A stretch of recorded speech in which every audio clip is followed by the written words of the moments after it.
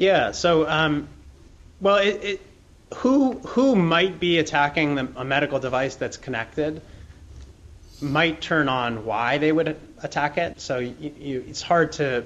We don't have a recorded instance of somebody hacking a medical device like a pacemaker. There's lots of research on it in the lab, but you can think of two scenarios at least. One is somebody trying to inflict harm, right? So someone has a pacemaker or an insulin pump, and someone who's trying to harm them would attempt to gain unauthorized access to their medical device to cause harm, right?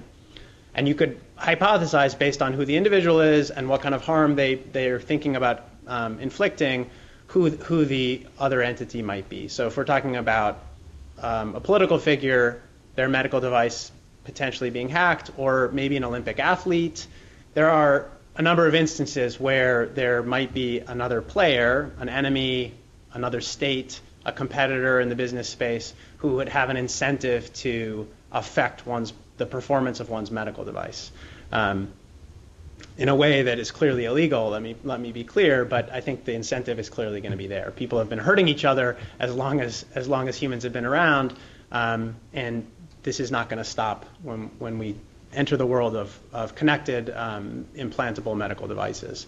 The other thing that I think is potentially a bigger threat, that's the scary Homeland scenario, right? The vice president gets a pacemaker that's wirelessly connected, and then terrorists manage to hack in and kill the vice president. That's a real concern, and I think it would be smart, as Vice President Cheney did to much ridicule, to turn off the wireless features of your pacemaker if you think you're a high-value target.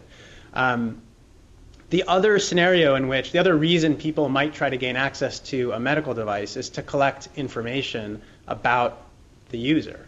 And here I think there's a real concern. So just imagine one example of an insurance company who wants to know about the medical conditions that their subscribers have. It might seem far-fetched that an insurance company would attempt to gain access to that information, but they might not even know that they're attempting to gain it, right? Say that they try to get information, say that they subscribe to a service that gives them information about consumers in the marketplace, like many companies do, and then that service attempts to gain access to all this information, like browsing history, behavioral patterns, and it's only a few steps down the chain to try to figure out how's your heart doing if someone can get access to that information. So securing that information seems critical to me from both a personal health standpoint, but also from a privacy, securing one's data standpoint. And this is the kind of thing that comes up in a number of different contexts. I mean, you could imagine it's not just that your heart device, if let's say it's a pacemaker, right, and it's wirelessly connected, and it's connected to a network, and you think as long as I stay on a safe network, I'm going to be okay. Typically, these devices have at least two radios, so you're not going to always know how someone might be penetrating the device.